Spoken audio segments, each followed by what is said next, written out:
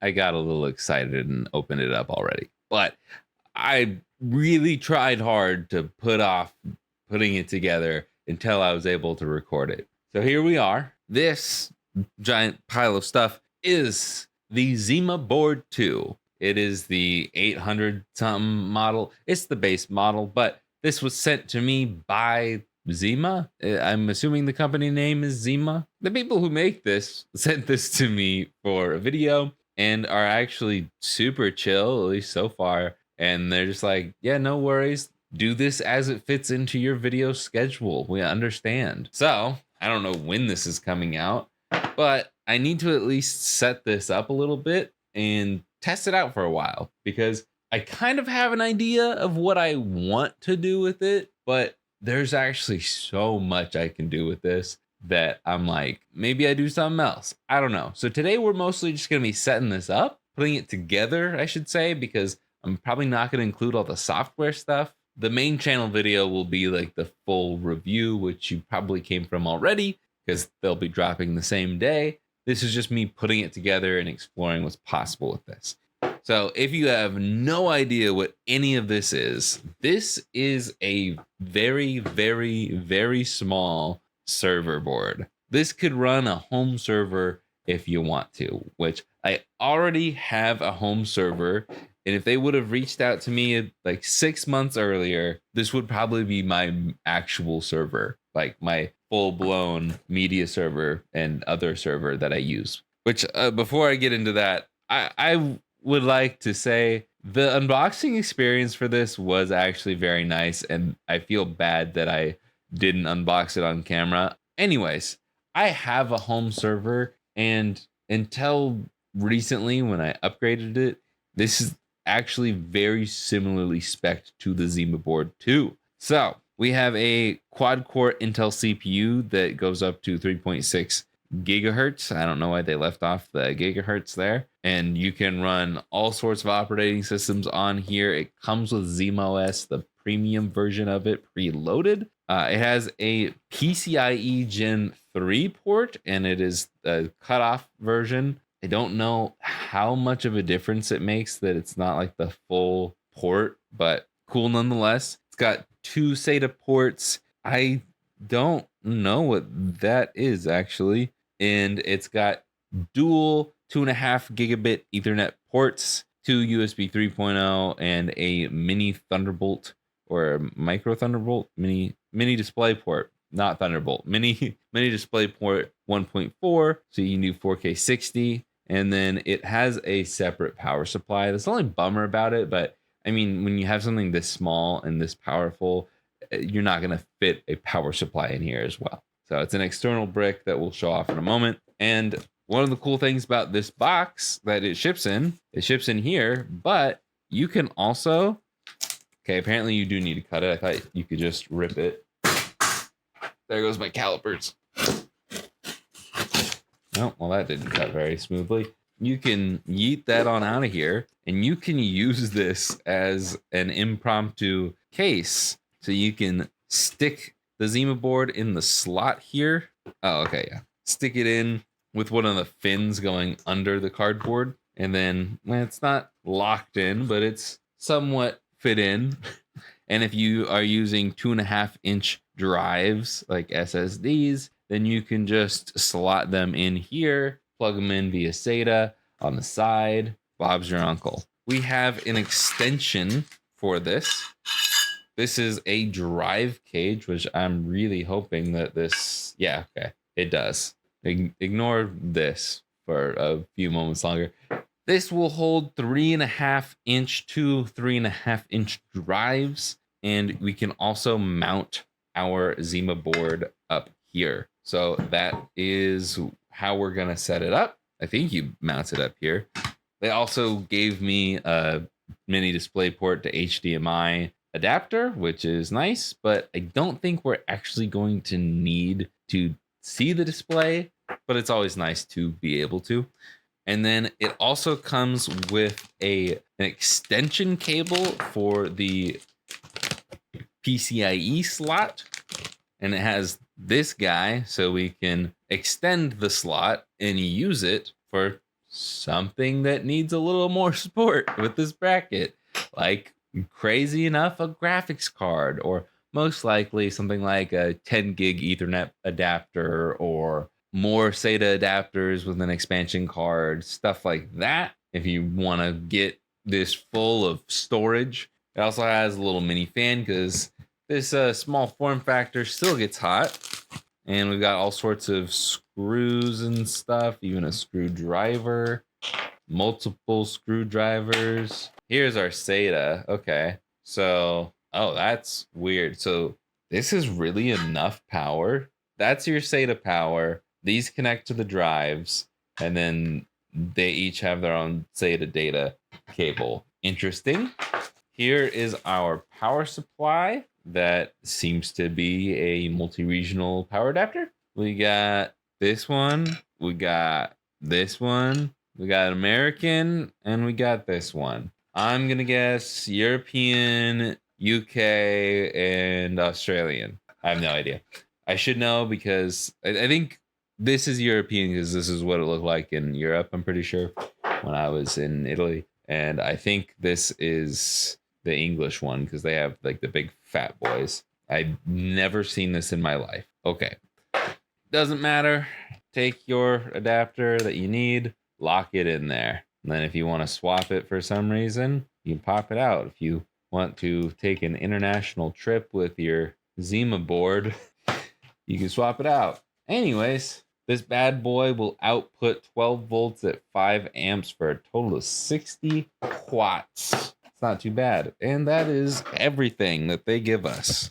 One of these has got to be a thank you card. So this thing talks about Casa OS. I think Zima OS is just like a fork of Casa OS. I don't know if they also developed Casa OS. I don't know. I've never used either of them. I've heard Zima OS is very like easy for people like me who are scared of the terminal. So that's cool. Are there instructions? No. I was hoping for some instructions on how to assemble this. So I guess that will be me figuring it out. Okay. So if I take these screws out, which is the little star bit, I'm going to go with T3. No, T4. Yeah, T4. Those are longer screws than I thought. It makes sense if I'm going to be mounting this to the drive cage. Needs to have a little bit of extra length. I wonder if these 4 screws will just open up the thing and we can see what's inside. So that'd be cool. I like seeing inside of stuff. That's why I have a lot of screw bits. Wow, that was really easy. Little 2032 battery. This is very bare bones looking. There's one screw here. I'm gonna guess there's a hidden screw underneath here because there's no way that only one screw holds this entire thing together. Ain't no way. But okay, there's screws on the side. You know what? I like seeing the inside and I'd like to see the other side. I really don't care enough to see the other side right now. I wonder what CPU fan. Interesting. There was a little fan somewhere. So that's where I plug it in. It's a good thing I didn't miss that. So I guess I can plug that in here. And then there's just enough of a opening for the wires to not get pinched. Okay. And then we can put the screws back in, but from the other side of the drive cage. And that does not go very far. You only screw for a little bit and then it's twait. Wow, you really get like, oh, that's nice. Okay. I was about to say you really only get like 2 twists and that's it. There we go. Yeah, I'm pretty sure I stripped the threads on this already. That's not a great start. So yeah, that screw's probably gonna come out at some point. And I'm also wondering, where do I attach this? Maybe we pull up their website. All right, that's a bit over the top. Pre-installed with lifetime Zima OS Plus. Cool. What if I want to change it and then use it again later? Do I still get the plus? But yeah, we can access it from multiple different devices, even our phone. That's nice, which makes sense. That's pretty normal, pretty standard for a server. Can we please show off? Okay, somebody just put it in the side right there. Okay, that makes sense. Just take out the screw that's right there and reuse that like we did with the other 4 screws. And then I guess we use the black screws for the thumb screws. Okay, let's give it a shot. I'm gonna go with a T8. Haha, I am a genius. These screws are not magnetized. I don't like that. Okay, got our fan installed. Yeah, that was okay. That was the other thing. Is like where does this get screwed in? And what are these screws for? Oh, was I supposed to use these screws instead? That would make a lot more sense. See, instructions, helpful. Let's try that again. That might help fix our stripped screw. And I'm realizing now that maybe maybe one of those QR codes has a link or is a link to instructions. But like, come on, man, you can also just like have instructions. You already print off a booklet and a thank you letter. Can you not just print off some instructions as well? Gosh, and magnetize your screws. Very appreciative of being sent this for free. And honestly, it's just a little pain in the beginning for some gain. But oh boy, is it annoying. Like the first impression starts off great with the unboxing experience. And then the second impression with the setup is not as great. But in the end, hopefully what matters is that it's a good product. Is that not a magnet? I don't know. These look like magnets. Some very strong magnets that I'm not quite sure what they're for. Interesting. Yeah, what are the magnets for? They only stick to each other. So, okay. Let's get out the thumb screws for the drives. And here's where I decide, do I want to use the 1 terabyte drives that are in my old DAS? Or do I want to use these nice 4 terabyte drives? Because my idea right now is to use this for RetroNAS or just having my game files on a separate server. So it's like right now, I don't have all of my games ripped, but I feel like it would all fit on a 1 terabyte drive because it would be mirrored. But I feel like it would be better to have 4 terabyte drives. But these 2 4 terabyte drives are a part of a set of 4 that I bought for making a large backup of my main server. So hopefully I have an offsite backup or just to add more storage to that because I'm already halfway through filling up my main server's 18 usable terabytes of storage. You know what? I'll put the 4 terabytes in for now and I can swap them out to the 1 terabyte drives later if I need to. But man, it does suck knowing just how expensive drives are right now. I should have asked Zima to send me some hard drives. So that's interesting. These screws don't go all the way in. I mean, they go all the way in, but like there's a gap as you can probably see, which I mean, I guess will probably... No, I don't think that will be fine, actually. These will be a little wobbly, so that makes me a little nervous. That means these will have some wiggle room, which you typically don't want wiggle room with spinning discs. The wiggles are cool, but not for hard drives. Don't want a hard drive fruit salad. That would not be yummy, yummy. Yeah, that's all the way. This, in fact, is kind of loose, but these are used hard drives. Okay. I just don't like that. I don't like it. It makes me want to use different screws, but oh well. All right, let's keep setting this up. Here's the other thing. Okay, maybe it goes like that. It looks like they're spaced for those. Oh, that makes a lot more sense. But again, no instructions. So we plug it in, we screw it in like that. Okay, plug it in like that, and then we can screw it in like that. I'm gonna have to move this screw back over to where it was. Do I need to like have this rotated? Does it need to go underneath the board? Okay, so we'll put it on this side. Oh man, I would be done by now if there were instructions. Maybe it's a good thing I'm making this video like this and not necessarily showing any of the software setup, because I feel like the software will be easier to handle. So then I can, do I put it like that or do I put it underneath? I feel like I put it underneath. I think I'm getting it. I think it's clicking. Sorry, these are the ones that go in like that, and that's a Phillips head, so I didn't need to swap that. It's clicking, ladies and gentlemen. So these are feet. Don't know why they're magnetized. Am going to lay this on its side for a second so I can have a little bit more room here. I'm going to put this screw through. I'm going to try to put this screw through both holes and then put the foot in there. I actually was able to hand tighten that. That's nice.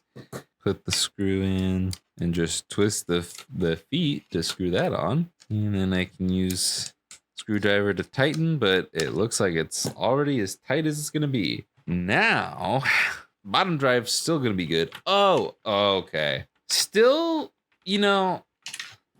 it's still the matter of I'm getting frustrated because I don't know what I'm doing, but it makes sense once it's all done.